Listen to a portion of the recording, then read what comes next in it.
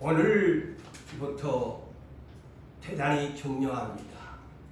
계시록의 모든 키워드가 계시록 5장으로부터 풀어지는 그 엄청난 비밀의 내용을 풀어가는 하나의 오프닝이 됩니다. 그래서 앞으로 잘 들으셔야 됩니다. 계시록 5장에서 19장까지의 내용을 풀어가는데 오늘 본문이 그 문을 여는 순간입니다. 말세지만 주님이 말씀하셨던 마태복음 24장에서 말한 마지막 징조, 제자들이 질문했을 때 그 내용들을 풀어주는 내용이 있지요. 재난의 시작이 언제부터인가? 오늘날 이것을 아는 사람이 얼마나 있을까요? 이거는 계시록에 그 비밀이 담겨져 있습니다. 모든 구약과 신약 마지막 계시록에서 주님이 다시 오실 재난의 시작이 언제부터 시작인가?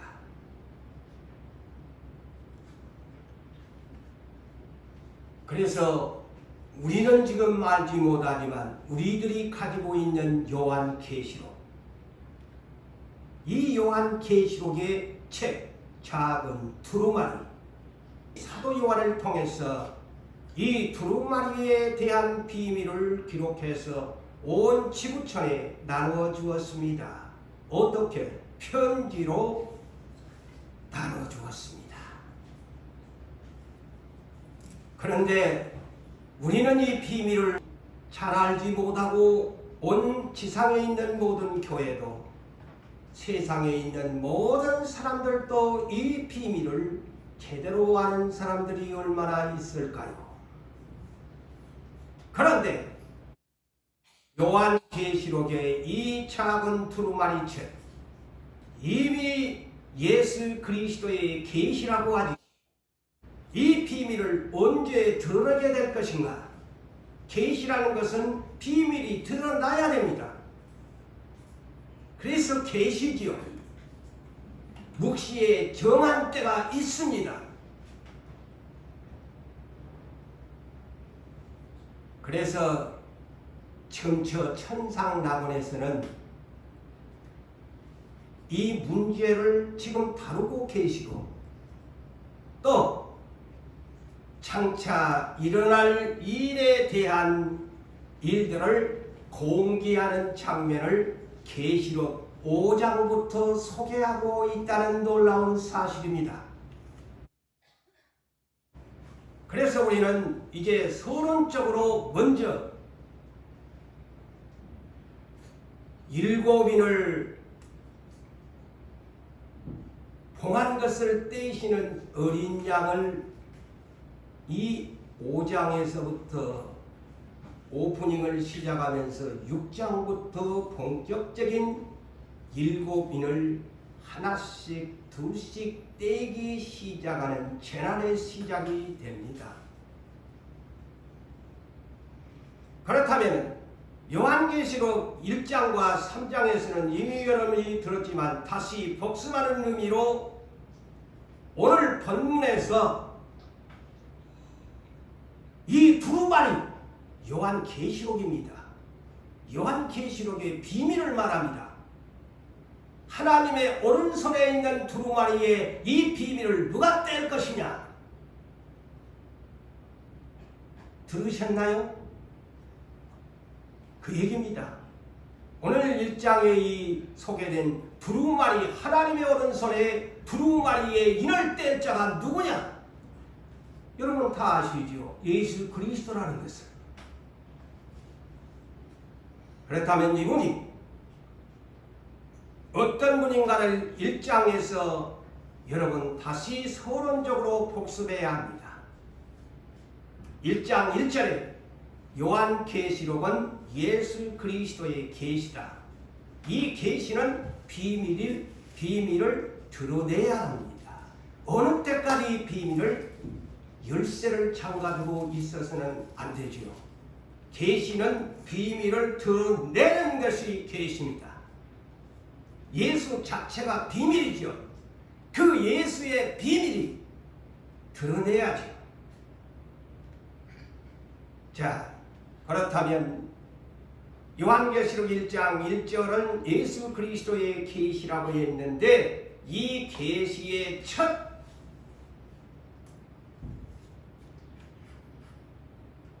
구약 성경에서 어디에서 시작됩니까?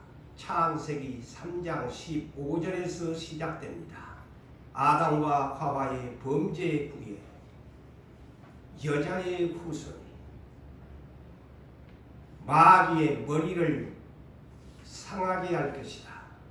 이때부터 계시는 점진적으로 선지자들을 보내면서 요한 계시록까지 사도들을 세워서 마지막에 예수 그리스도의 계시를 하나씩 오프닝을 시키면서 왔습니다. 그래서 요한일서 3장 8절에 보면은 죄를 짓는 자는 마귀에게 속하나니, 자, 잘 들으십시오.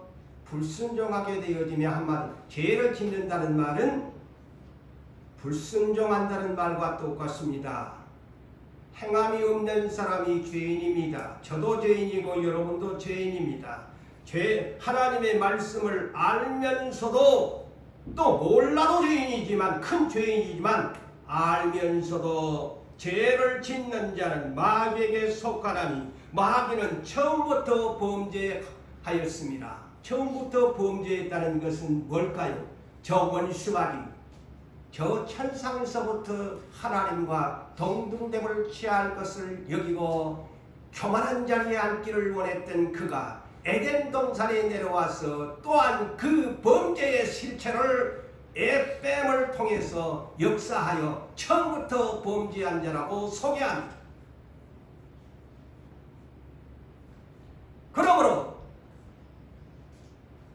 창세기 3장 15절로 여자의 후손이 오리란 그분은 2000년 전에 유대 땅 베들레헴에 오셔서 십자가의 구속을 위하여 돌아가신 그분이 오신 이후 하나님의 아들이 세상에 초림으로 나타나신 것은 마귀의 일을 멸하심이라. 왜 예수가 초림 때도 오셨고 재림 때도 오셔야 했나? 마귀의 일을 멸하시기 위해서 여자의 후손으로 초림과 재림의 마지막 디엔딩을 하시겠다는 말씀이기도 합니다. 요한계시록은 작은 두루마리 예수 그리스도의 계시록입니다. 요한계시록이 아니라 다른 말로 예수 그리스도의 계시록입니다. 다만 사도 요한이 이를 기록했을 뿐이지 저자는 성령에 의하여 예수 그리스도가 되십니다. 그런데 이 내용은 뭐냐? 요한계시록은 반드시, 반드시라고 붙입니다. 반드시 속히 될 일을, 장차 일어날 일들을 오늘날 지상에 있는 모두 있는 주의 종들에게 알게 하시고 천사를 보내어 타국 땅 터키 반모섬에 박해를 받아 유배를 하고 있는 고독한 사도 요한에게 환상 가운데 주신 계시입니다. 사도 요한은 환상으로 본 예수 그리스도의 계시를 일곱 교회, 일곱 사자들에게 편지로 보낸 것이 요한계시록입니다. 편지의 내용이었어요. 그때 당시 서식, 편지로 보낸 글이 오늘날 우리에게는 책으로, 계시록으로 읽히고 있습니다. 그래서 계시록 1장 11절로 보면은 사도 요한에게 주님이 명령한 내용이 뭡니까?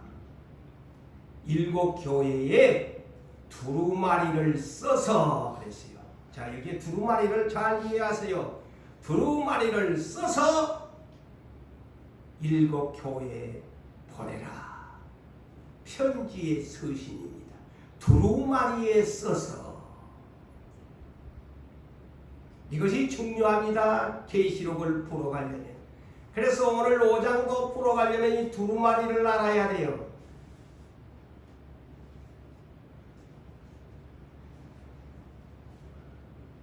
자, 그래서 다시 1장으로 계속 연결되면서 절수는 제가 말하지 않고 1장의 주요한 부분들만 여러분들에게 소개합니다.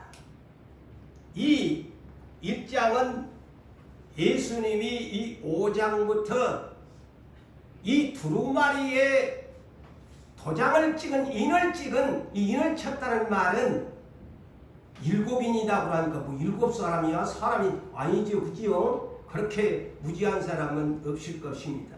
이 도장을 찍었다는 얘기죠. 그리고 도장을 딱 붙여가지고 누가 못 뜯어보게 하는 거예요. 비밀. 이게 아무도 몰라.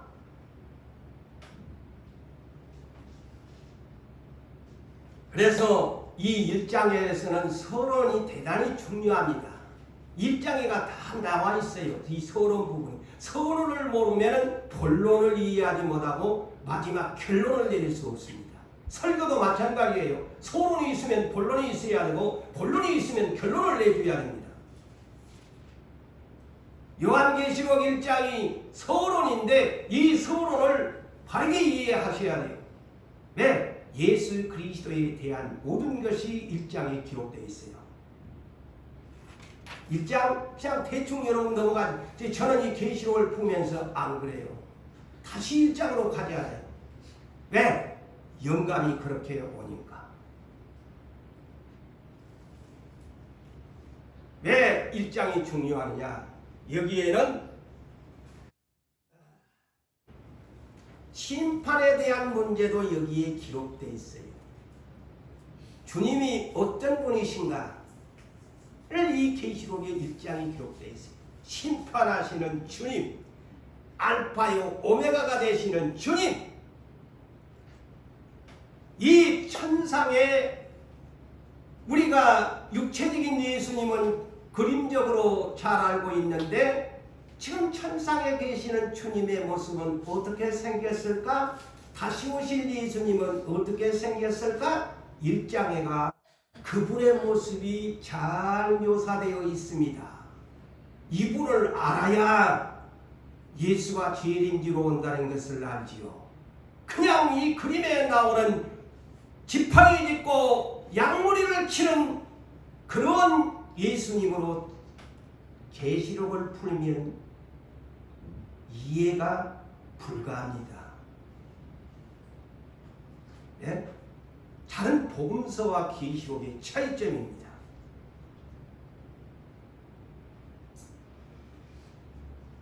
그리고 모든 교회 하나님 손해가 있나? 아니요. 자기의 십자가로 교회를 세우신 그분의 오른손에 모든 교회가 있고 오른손에 모든 종들이 있고 모든 백성이 있다는 것을 1장에서 소개합니다.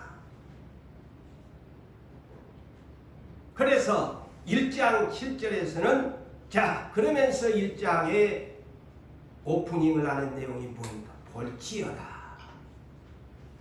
그가 구름을 타고 오시리라. 자 이것을 그래서 알아야 돼. 1장 구름을 타고 오시리라. 모든 각 사람이 누구만 보는 것이 아니고 세상 만사에 그때까지 살아있는 모든 자는 어린이나 노인이나 남녀물은 대수하고 모든 사람이 하늘에 번쩍임 같이 재림하시는 주님을 눈으로 볼 것이다. 유대 땅에서는 초림 때는 이스라엘 민족만 보았지만 재림은 공평합니다. 지구촌에 있는 모든 인류에게 다시 말씀을 드릴까요? 남녀물은 대수하고 각 사람이 예수를 볼 것이다. 자, 봅니다. 지난날에는 유대 땅 베들레헴 작은 나라 경상남북도밖에 되지 아니하는 저 이스라엘 땅에 오셨지만은 재림의 예수는 그렇게 오지 않습니다. 왜? 복음을 이미 전파했기 때문에 다 누구나 예수를 봐야 돼요. 심판을 받아야 돼요. 그리고 그를 찌른 자들도 볼 것이라.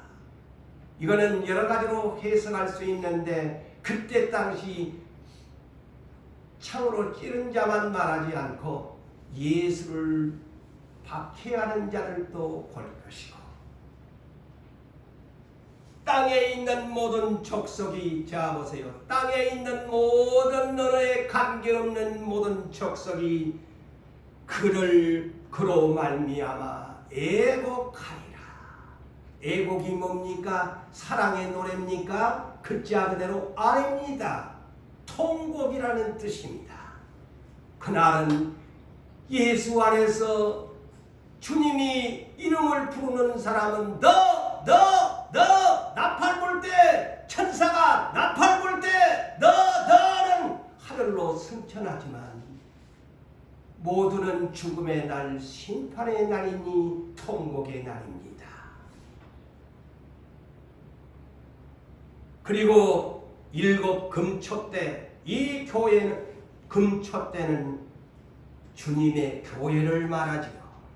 그런데 일곱 금초태 사이에 인자 예수 같은 분이 1장에 소개하지요. 어떻게 생겼다고? 이렇게 생겼다고요?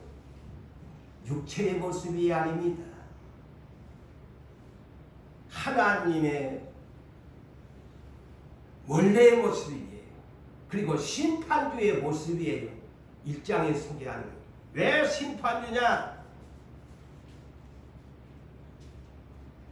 발에 끌리는 긴 롱드레스를 입고 발에 끌리니까 롱드레스죠.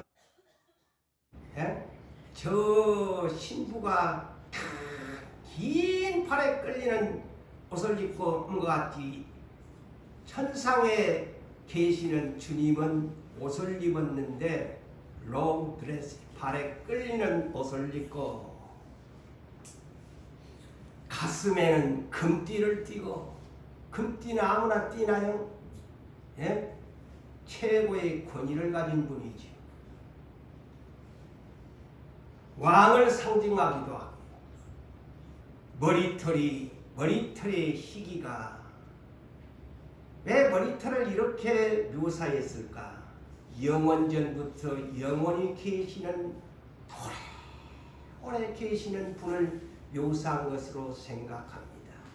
머리털 희기가 양털과 같고 내리는 눈같이 희더라. 머리털이요. 처음 이스라엘에 나타난 갈색 눈동자 갈색머리 너 아닙니다.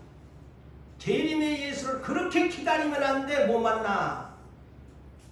우리 똑바로 계시록을 이해하셔야 돼요. 환상 중에도 이런 예수님을 만나야 돼. 그의 눈은 갈색 눈동자가 아닌 불꽃 같은 눈동자고 그리고 그의 발은 풀무불에 곧 오늘날 시대로 말하면 용광로에 단련된 주석 놋새 같고 왜 이럴까? 심판주로 짓이기려고 그래요. 발로 짓이겨요. 포도성이 지난달 내가 했지요. 계시록 14장부터 15장에 보면 발로 짓이겨버려요. 겁나지요? 지금은 사랑 예수 그냥 두렵지 않게 여기만 이 계시록이 이제 본격적으로 선포되면 두려워 떨어야 해요.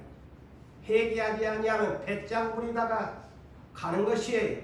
그의 음성은 많은 폭포수가 떨어진 같은 물소리야, 무렁찬 소리야.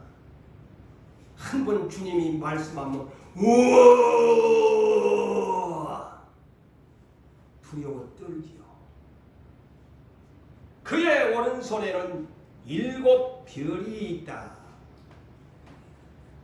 그리고 그의 입에서는 아름다운 남성의 입술이요 여사의 입술처럼 생긴 줄 알았는데 그의 입에는 좌우에 날선 금이 달렸더라.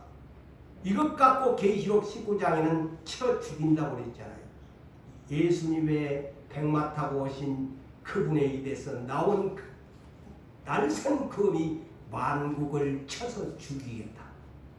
칼로 쳐 죽인대요. 입에 성 검이죠. 말씀의 검. 그 얼굴은 얼마나 밝은지 해가 힘있게 그 얼굴이 빛나더라. 참, 다른 저 태양을 우리가 바라볼 수 없음과 같이 너무 쳐다보면 눈이 막 이상해지잖아요. 그분의 얼굴이 그렇게 생겼대. 그래서 육체의 모습과 천상나군에 계시는 부활하신 예수님의 모습은 정반대의 모습이란다라는 계시록에서 가르쳐주네. 그래서 예수 2가지, 초림 때는 우리의 모습이지만 재림에 오실 예수님은 이런 모습이야. 자, 바르게 알고 예수 믿으셔야 돼. 이것이 예수를 아는 지식을 가진 사람이에요. 한쪽만 그냥 땅에 있는 그 인자한 모습만 생각하면 안 돼. 이 심판도 이런 모습을 하니까 예수 그리야 정신 차리고 똑바로 믿지. 인자한 사랑 십자가 됐다는 예수만 믿으니까 회개할 줄도 모르고 겁대가리 없이 놀지요. 응? 내 말이 틀렸나요? 그러면서 1장에 이렇게 선포합니다. 나는 처음이요 마지막이되. 이 말이 뭘까요? 간단하게 알파요 오메가요 시작반 끝이라고 이렇게 말할 수 있지만 저는 이렇게 처음과 나중이라는 말이 내가 처음에 창조하였고 이 말을 하고자 하는 거예요. 응? 그리고 마지막이다. 내가 마지막에는 이 지구촌을 창조한 지구촌을 내가 심판할 것이다 이 뜻이에요. 그래서 나는 처음이요 마지막이되 창조주로서 마지막에 알곡과 쭉정이로 거두어드린데 이 말과 똑같습니다. 이게 그렇게 여러분 계시록을 푸세요. 왜 처음이라고 했을까? 이것은 내는 창조주야. 창조를 했으니까 이 지구를 멸망해. 그래서 내가 마지막이 돼. 그러면서 또 뭐라고 하니? 나는 살아있는 자라. 왜 이 말을 했을까? 십자가에 죽은 줄 알았거든.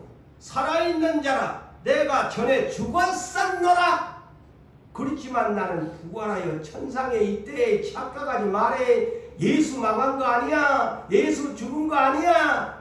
이미 너희 눈에는 보지 아니했지만 복음 전파 후 그 복음의 소식이 너희를 구원하고 하나님 우편 보좌에 있단데 그것은 믿어야 된대. 그 말입니다. 그러면서 이제 세세토록 이제는 2번 안 죽는다. 십자가에 안 죽는다. 이제는 세세토록 나는 살아있어. 중요한 말씀을 1장에서 합니다. 사망과 음부의 열쇠를 내가 갖고 있대.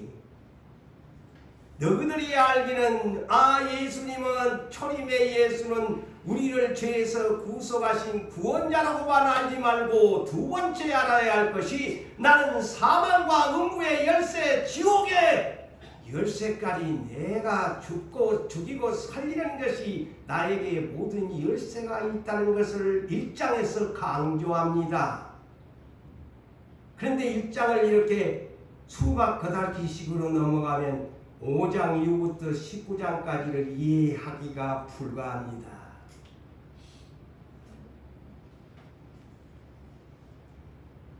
그러므로 그럽니다. 주님이 누구에게? 요한 사도에게 너의 본 것과 환상으로 본 것과 지금 하는 일과 장차 될 일을 기록하라. 그것이 두루마리다. 계시록이다. 이제 이해가 되십니까? 이 성경에 두루마리라는 말이 계시록 22장까지 많이 기록합니다. 이 두루마리를 처음부터 바르게 이해해야 계시록 5장을 인을 뗄 수 있습니다.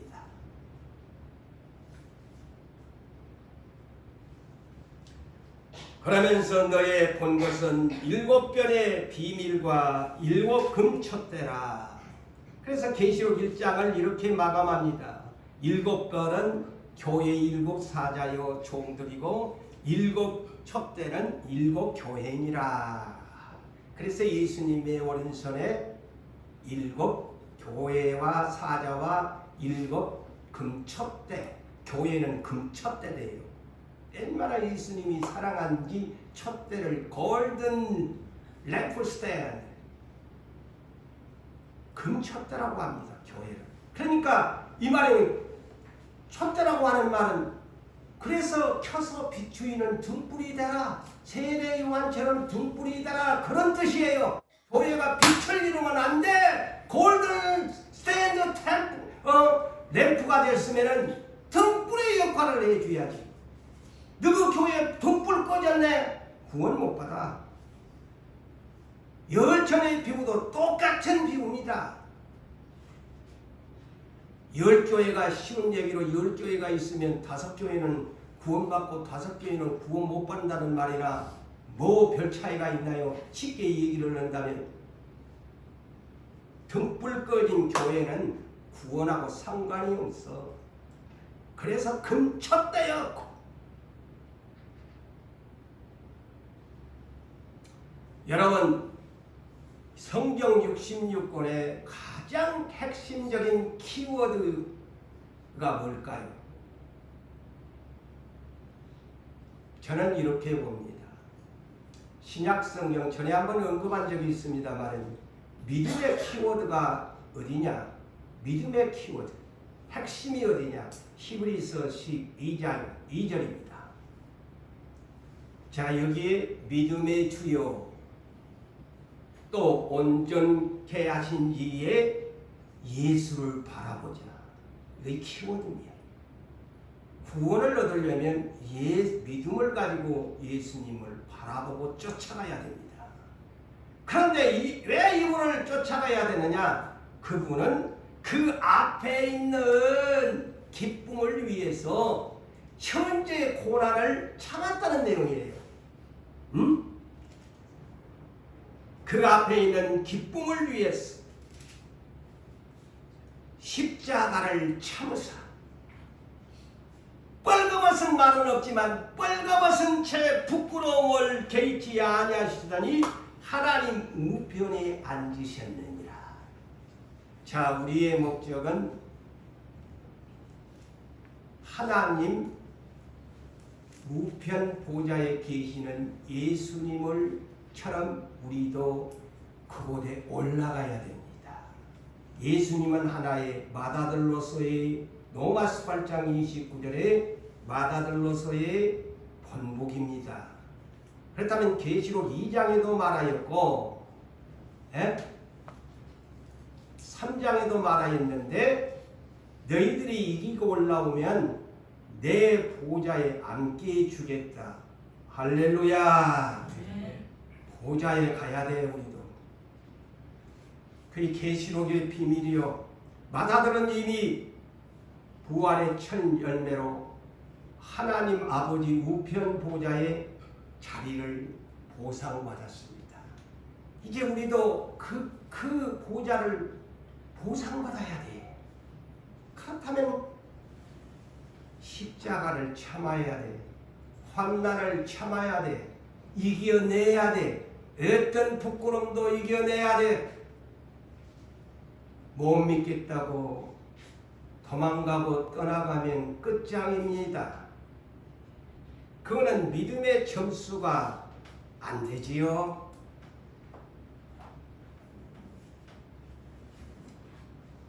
그러므로 지금 예수 그리스도는 부활 후에 하나님 우편 보좌에 계십니다. 우편 보좌에 계셔. 그분은 이 땅에 초림하실 때에는 33년 동안 육체로 오셔서 30년은 세상 말로 어지간히도 환난당하고 참 그냥 너무너무 가난한 집에 목수의 아들로 계시더니만 남은 생에 이제 3년 반의 생에는 천국을 회개하라고 외치면서 결국 십자가에 못 박혀 돌아가신 33년의 생애는 참 별 볼 일 없는 생애였어요.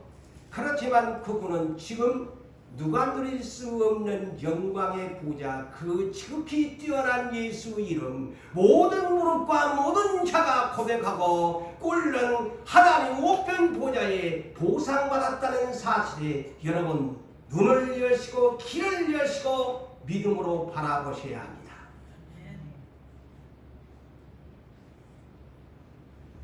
자, 그분은 그렇다면 하나님 우편 보좌에 계신다고 했는데 지금 뭐하고 계실까 궁금하시지 않습니까? 다 뭐 그냥 오늘날 쉽게 예수님이 우리를 위해서 기도하면 들어주시고 다 그렇게 지금 초림의 예수를 믿고 복음의 기쁜 소식에 우리가 살아가는데 정말 깊게 우리가 들어가서 지금 우편 보좌에서 뭐하고 계실까? 지금은 누가 아세요? 성령님의 시대입니다. 보혜사가 되신 이임받고 지금 예수를 증언하고 계세요. 그렇다면 그분이 지금 뭐하고 계시나? 질문 한 번 할 수 있어야 됩니다. 그래야 주님에 대한 계시록을 풀 수 있어요. 저는 그래서 의문이 많은 사람이다 보니까 계시록을 풀게 됩니다. 뭐하고 계시나 우편 보좌에서.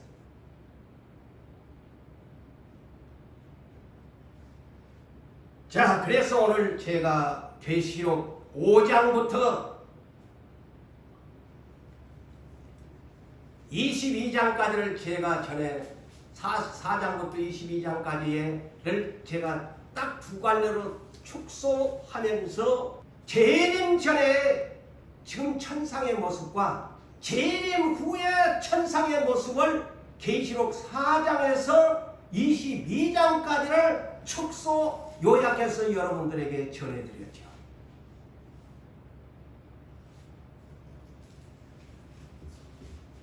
그렇다면 오늘 이제 5장을 봅시다. 5장을 봅시다. 자, 내가 봄에 누가요? 사도 요한이 반모섬에서 환상 보고 이제 천상으로 이끌려 두 번째 단계로 이제 4장으로부터 이제 반모섬을 떠나가지고 그 영혼이 천사에 이끌려서 천상나무로 올라가는 장면에서 2차적으로 환상을 보는 내용이 계시록 4장에서 오늘 본문 5장의 천상낙원을 보는 체험입니다. 내가 봄에 어디냐? 천상낙원이야. 셋째 하늘에 올라간 거야. 사도 바울처럼. 그런데 누구를 보았나? 보좌에 앉으신 그랬는데 여기는 어린 양이 아닙니다. 이 보좌의 우편 보좌에 계시는 예수님을 만난 것이 아니고 앉으신 하나님 성부 오른손에 두루마리가 있으니, 자, 이 두루마리를 풀어야지요. 바로 계시록을 뜻하는 내용이에요. 계시록은 하나님의 오프닝을 소개하는 내용입니다. 모든 비밀을 5장부터의 일곱이 뭐냐, 그것을 풀어주는 내용이에요. 그런데 보세요. 안팎으로 썼다고 그러잖아요. 책이 여러분 안팎으로 써졌지. 맞아요, 안 맞아요? 안팎으로 양면으로 썼다. 쉽게 안팎으로 썼다. 그리고 7인으로 봉하였다 그러니까 또 막 7사람이 도장을 찍었나? 그런 뜻이 아니고 7개의 도장을 빵빵빵 찍어갖고 봉해놓은 거야. 뭐 누가 이 비밀을 몰라? 그런데 두루마리 잘 들으세요. 야, 앞으로는 정말 두렵습니다. 이 계시록을 풀기가. 두루마리, 하나님의 오른손에 7 도장이 찍힌 이 두루마리를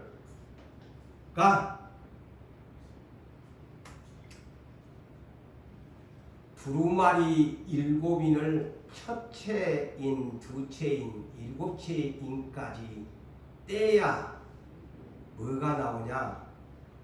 7 나팔 재앙이 나옵니다.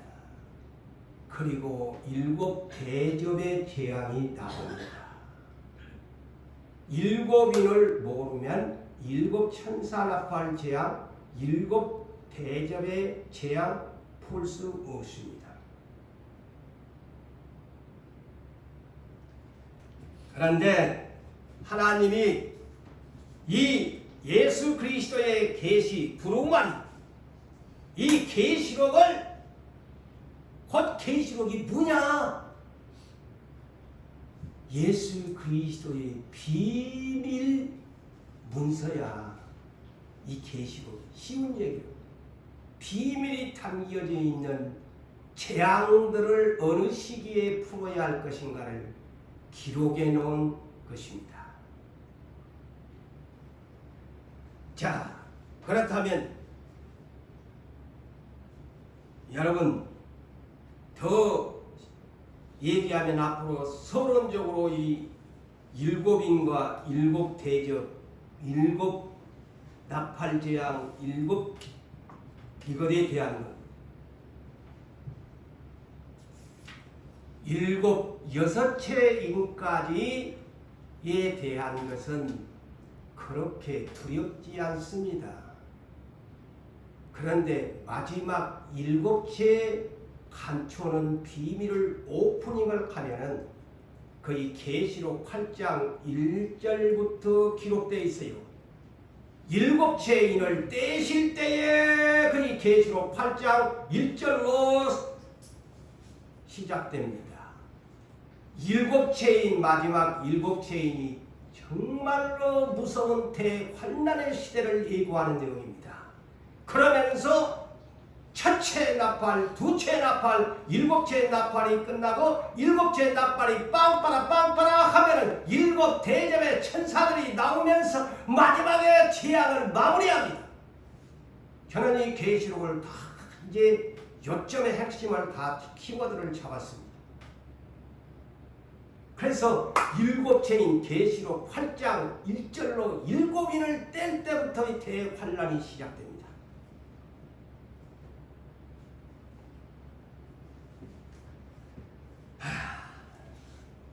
자, 이 마지막 때를 다니엘에게 맛을 한번 보게 했지요.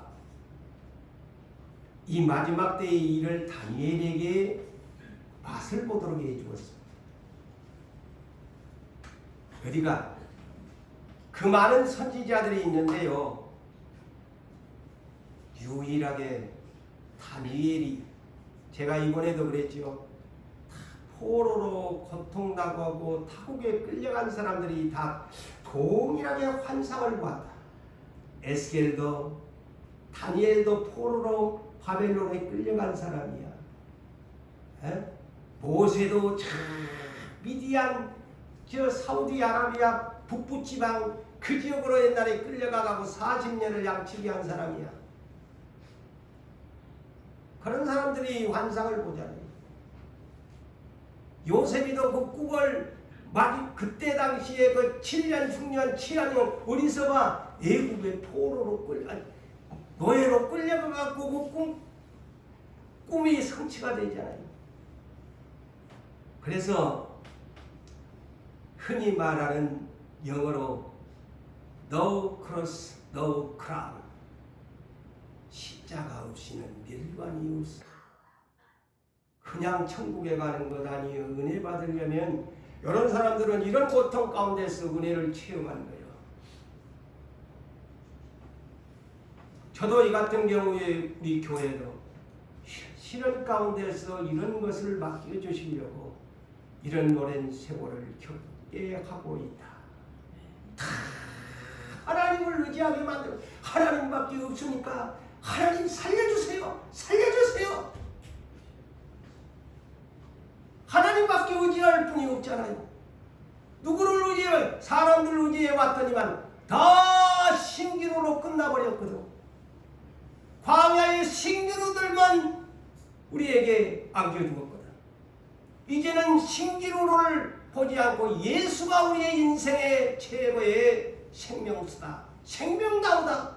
그분만을 신뢰하고 따라가야 한다는 것이 오늘날 고난을 받은 사람들의 고백이 되어야 합니다. 절대 무엇을 기다리지 마시고 예수만을 기다리십시오. 그것이 신기루의 인생을 정리하고 예수를 만난 사람이에요. 다니엘 12장 1절로 이 양반이 구약시대의 선지자 중에 유일하게 마지막 때에 대한 맛을 하나님이 바벨론에서 보여줍니다. 자, 뭐라고 합니까? 마지막 때에 대해서. 마지막 때가 되면 큰 군주 미가엘 군대장관이 일어나게 될 것이다. 미가엘 전쟁을 하는 이 예수님이 계시록 19장에 천사의 백마 부대 이 미가엘 군대를 말하거든요. 이들을 일어나게 될 것이다. 그러면서 여기에 개국 이래로 그랬어요. 이거는 이제 그때 당시는 뭐 이스라엘 나라를 말하겠죠. 개국 이래로 한마디로 이런 일이 없는 전무후무한 큰 환난이 있게 될 것이다. 큰 환난이 있게 될, 이거 이 마지막 재림의 심판이죠. 재림의 심판. 그러면서 내 백성 중 생명책에 기록된 모든 자가 구원을 받을 것이요. 보세요. 그때의 생명책에 지움받지 아니하고 기록된 자는 구원을 받을 것이고 땅의 티끌 가운데서 많은 사람이 깨어나 영생을 받을 자도 있겠고, 이 말은 부활을 뜻하는 내용입니다. 딱 땅의 티끌 가운데서 깨어난다는 말은 죽은 자를 말하죠. 이들 가운데 첫째 부활한 사람들이 일어나게 될 것이고, 반면에 수치를 당하여서 영원히 부끄러움을 당할 자들도 있다. 구원 못 받은 사람이 수치를 당하게 된다. 부끄러움을 당하게 된다. 그런데 지혜 있는 자는 그랬어요. 여기에서 지혜 있는 자는 것은 뭘까요? 어리석게 땅의 것을 추구하지 아니하고 하늘에 있는 이의 것을 추구하는 사람은 지혜자인데 궁창의 빛같이 빛날 것이고, 많은 사람들을 옳은 대로 인도하는 사람은 별과 같이 빛나리라.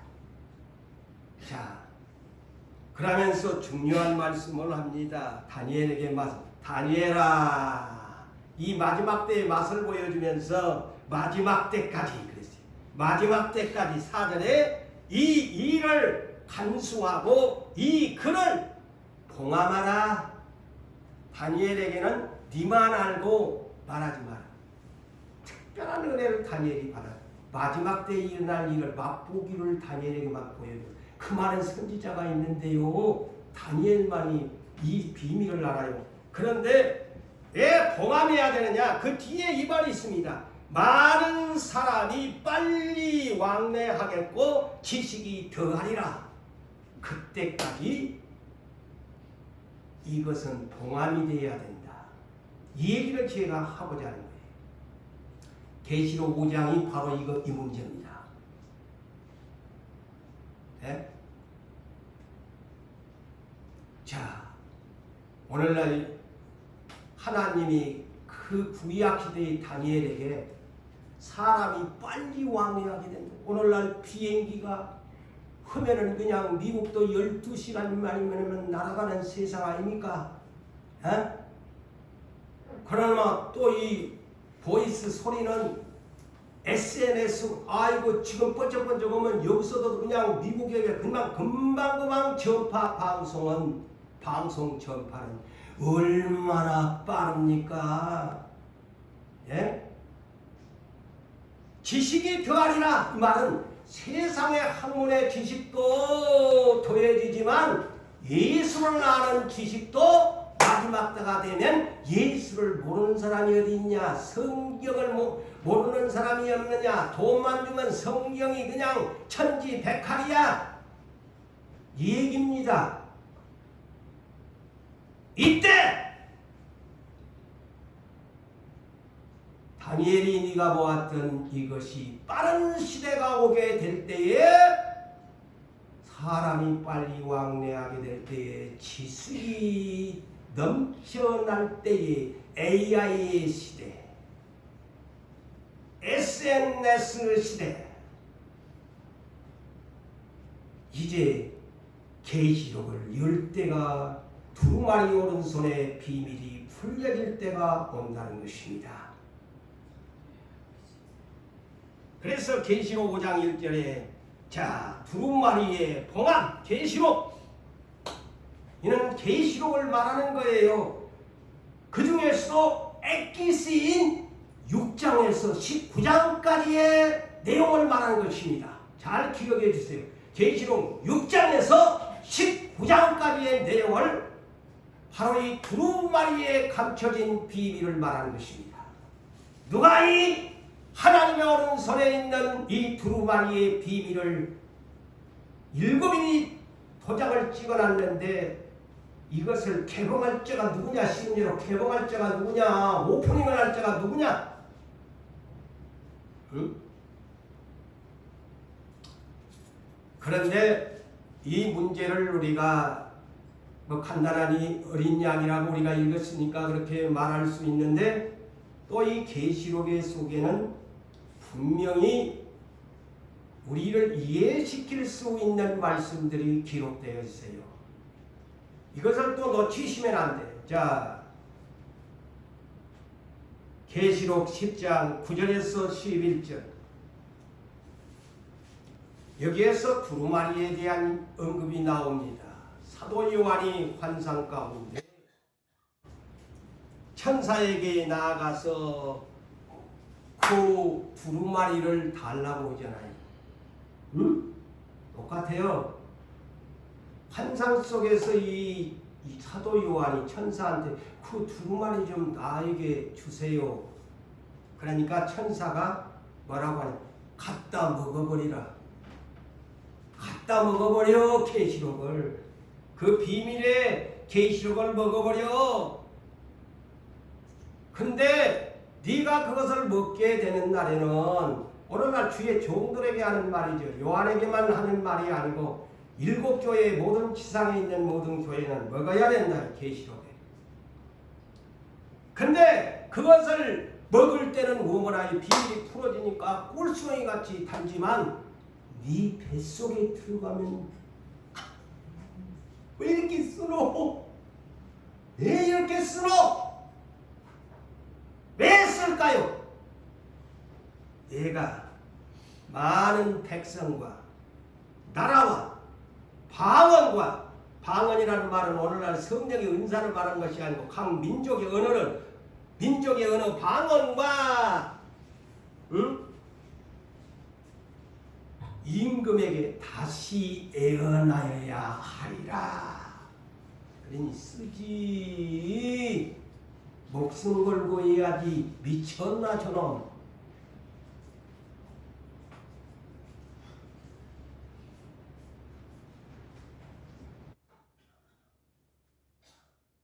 그러면서 자 계시록 5장을 이해하려면 그렇게 이 문장들을 먼저 이해하셔야 이 두루마리라는 것이 이런 뜻이구나 라는 것을 이해시킨 거야.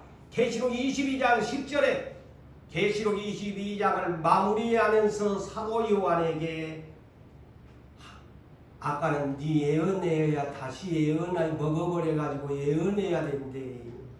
그래놓고 22장에서는 이제 예수님이 환상 중에 계시록을 마무리하면서 뭐라고 하느냐, 나에게 말하되 이 두루마리의 예언의 말씀을 임봉하지 말라. 자, 임봉하지 말라고 하잖아요. 풀어줘야 되는 거예요. 그러면서 우리에게 이런 말씀을 하니까 계시록 5장을 풀려면 이 두루마리가 이 요한계시록의 핵심적인 5장에서 19장까지의 내용이구나라는 것을 여러분이 이해하면 돼요. 이해될 거예요. 그렇구나. 응? 이 말은 다시 말하면 이제 아까 제가 그랬죠. 계시록 8장 1절에는 7인을 뗄 때에 본격적 7번째 인을 뗄 때에 본격적 큰 환난이 시작된다.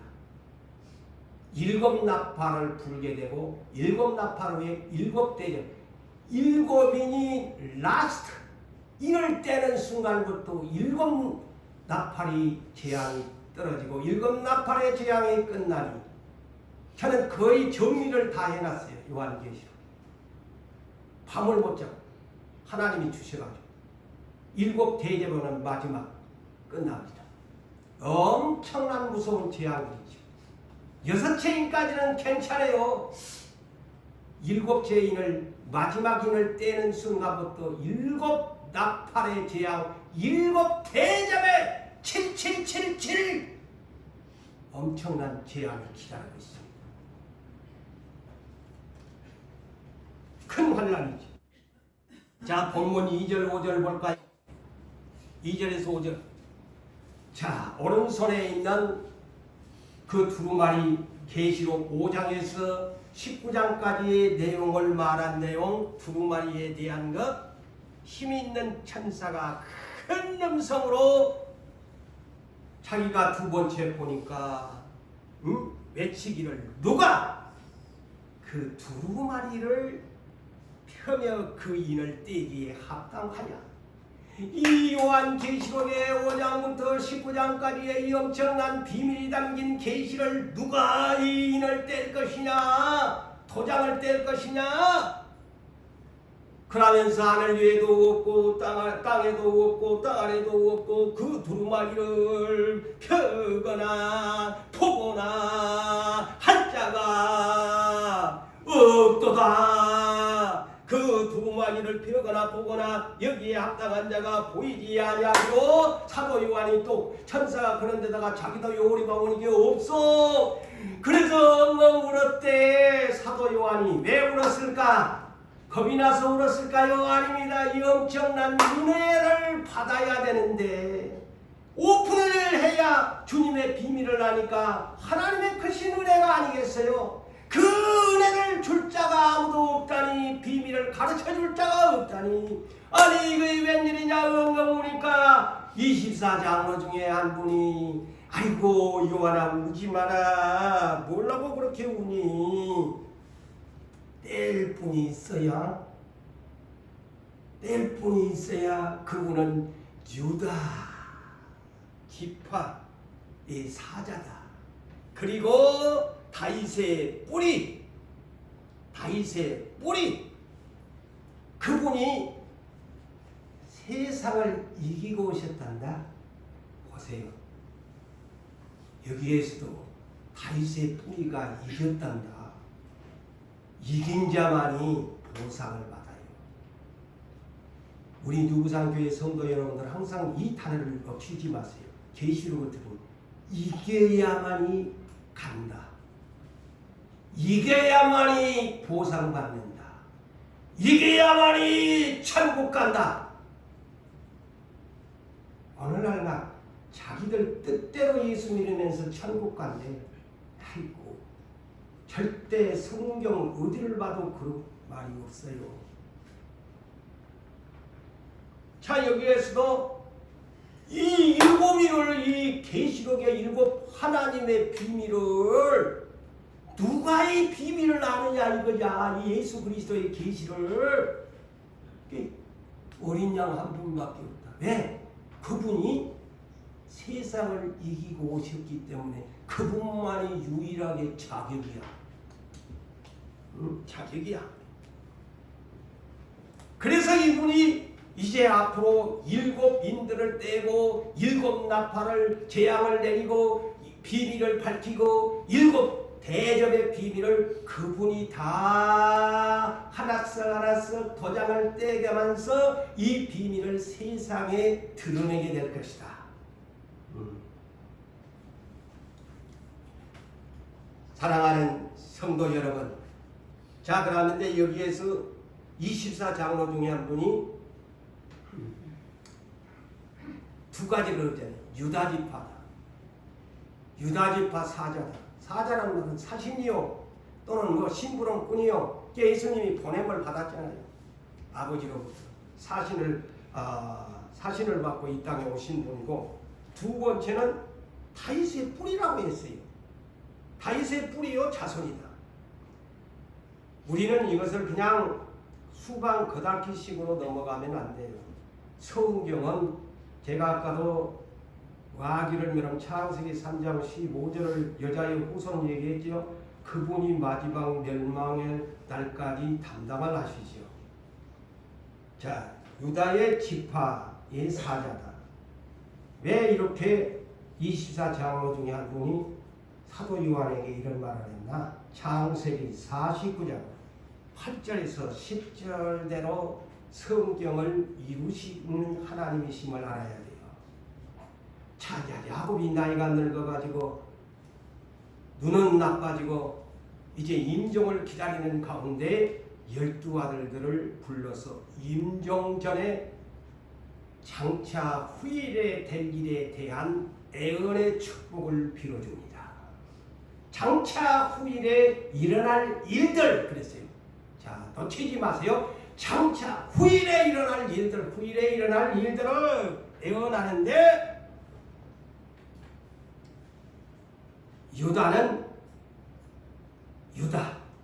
자, 그래서 성경은 구약 창세기부터 계시록까지 어느 하나 가감하면 안 됩니다. 가감하면 안 돼요. 그래서 하나님이 가감하지 말라고 하잖아요. 유다야, 유다야, 복을 애언을 하는데 너는 내 형제 중에 찬송이 될지라. 자, 노아가 세 아들 중에 누가 찬송이 되라고요? 장막에 셈이,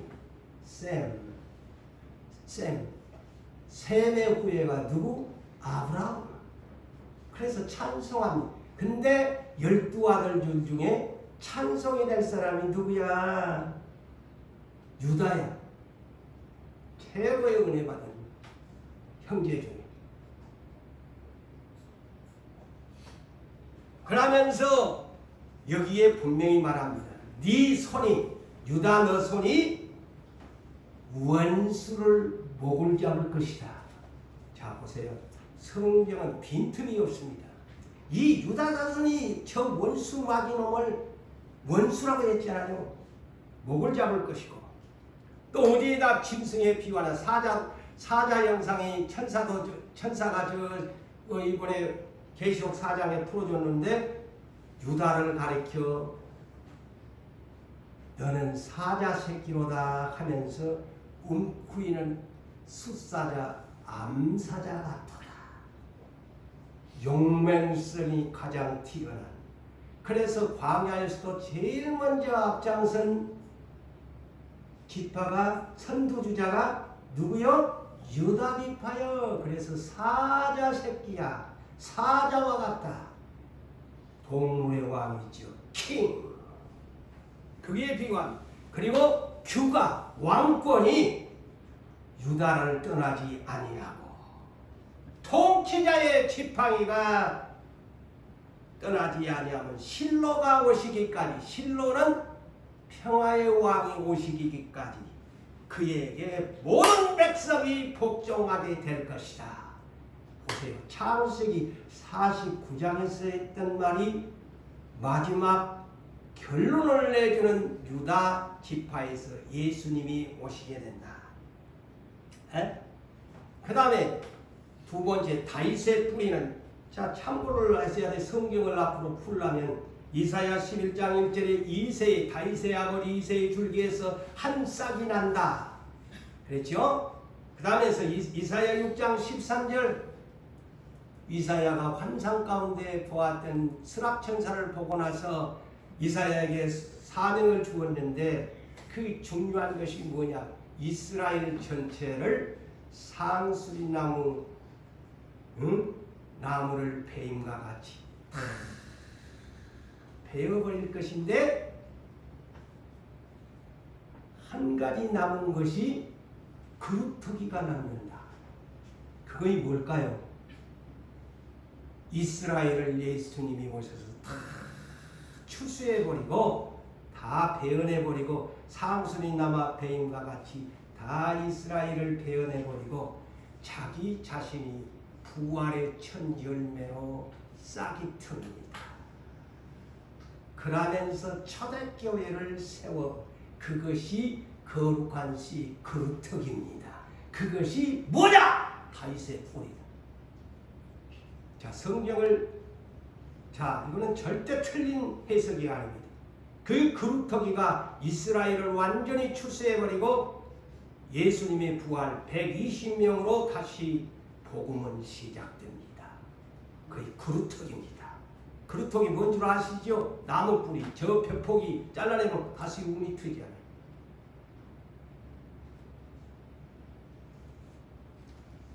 그러면서 계시록, 자 성경은 창세기로부터 계시록까지 짝이다.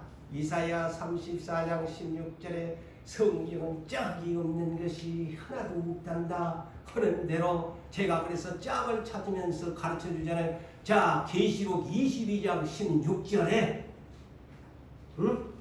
이 장로님이 말했던 다윗의 뿌리라는 말을 여기서 매듭을 짓습니다. 뭐라고 합니까? 나 예수가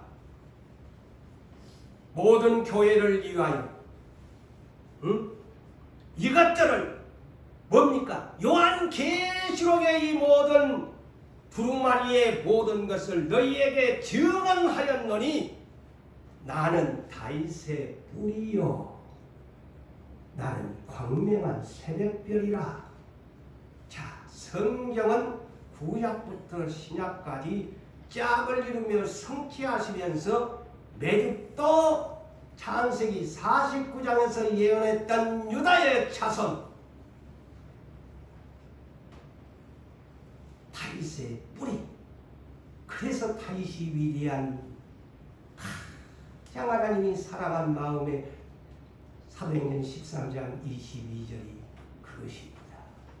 사랑하는 성도 여러분, 자 이제 본격적으로 5장부터 이제 서론적으로 이렇게 두루마리를 요한계시록 5장에서 19장까지의 이 두루마리의 비밀을 이제 앞으로 전개한 환난의 시작, 재난의 시작, 말세의 징조의 비밀을 하나 인을 뗄 때, 두 개 인을 뗄 때, 일곱 인을 뗄 때 이런 비밀들이 이제 어린 양이 이제 서서히 오프닝을 하는 장면들을 이제 풀어갈 것입니다. 그러면서 우리들은 이제 만물이 마지막이 가까웠으니 정신을 차리고 예수님을 향한 바라봄이 되시기를 주의 이름으로 축복합니다.